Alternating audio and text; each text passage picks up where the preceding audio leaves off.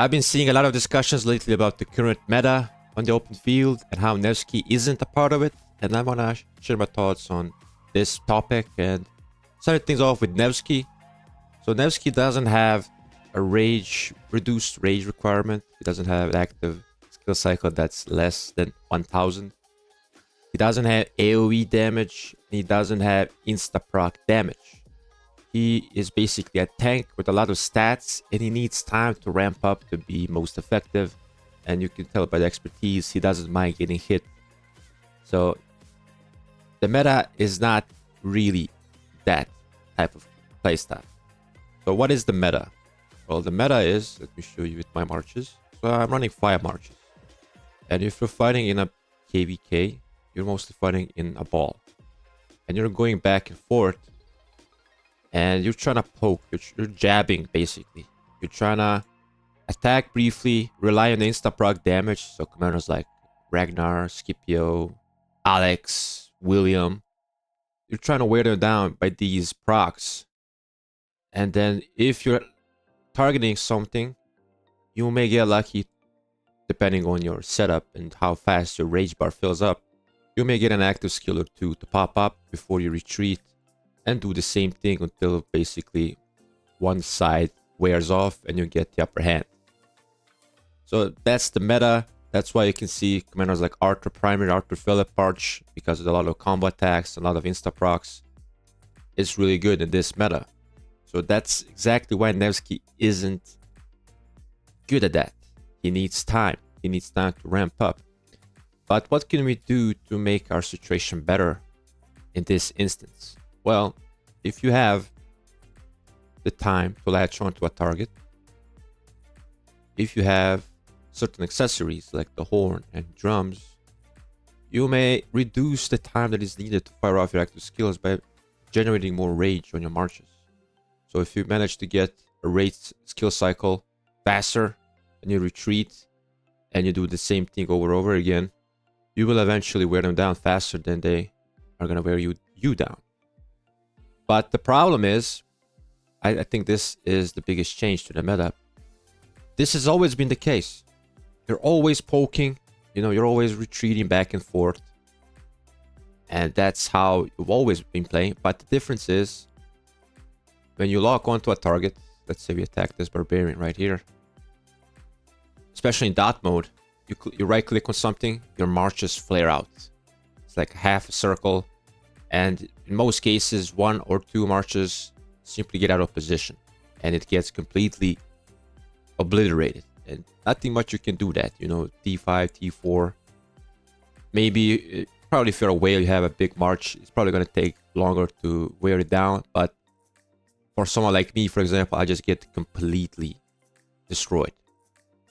And this is where march speed comes along, things like that. But the difference is, before, is the damage factors were not as high as they are now. They were 1500, 1800, 2000, and now it's gone all the way up to 2800. And this is just the beginning. Arthur is the 10th generation commander, every single one, I'm guessing.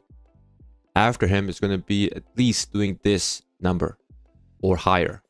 So the fact is, you're going to be even more punished once you decide to lock in and get out of position.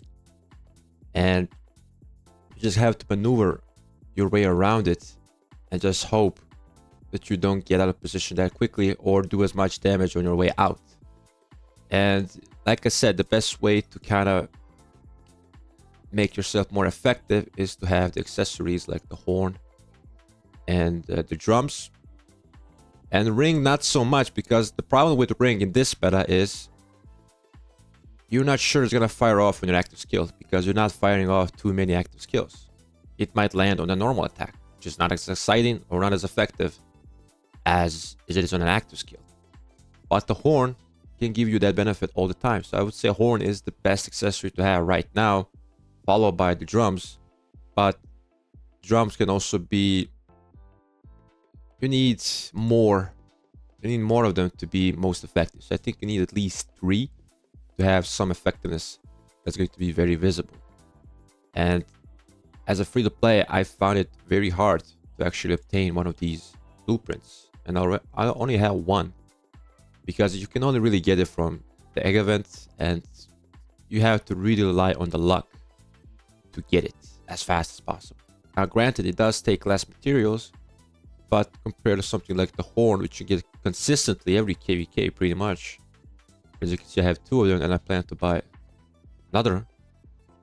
You're gonna see how easier it is for you to obtain these blueprints compared to the drums. And if I look at my own marches, I'm gonna have to do some adjustments as well, because I only have two horns and no drums.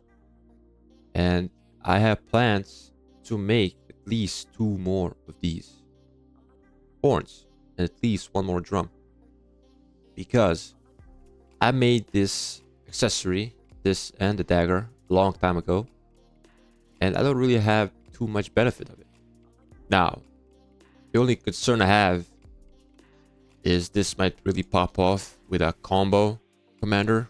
So I'm gonna wait until the next infantry to see, because infantry might have some combo stuff going because of Liu Che's expertise. They might have something integrated within the skills. So it might be really good. But if it's not the case, I'm probably gonna dismantle them, which is gonna be very controversial for some. But I already did that before with Greatest Glory. Before Greatest Glory, I had Vengeance. And Vengeance was a project I had years ago that I thought would be successful, but I didn't have the time to make it happen. And I dismantled it to make the Greatest Glory, which I use on a Smite combo march. So this is basically 10% more damage flat. So I do have zero regrets dismantling a legendary to get myself another more useful one. And if that happens to be the case with these stacking accessories, I'm probably gonna have the same result of not being like regretting it, because it's gonna give me more rage on the field and give me more effectiveness to fire off my active skills. Now the drums I plan to use on my Philip, because I want to have him fire off his active skill as fast as possible, and with the expertise that can actually happen really frequently, and in turn it's gonna make my whole lineup be more effective. So this is why Philip is so good, because he has the tools to be really good in this meta, because he also has insta-proc damage, he has rage manipulation, and he can fire off his active skill multiple times in less time, if you get really lucky. So that's basically it.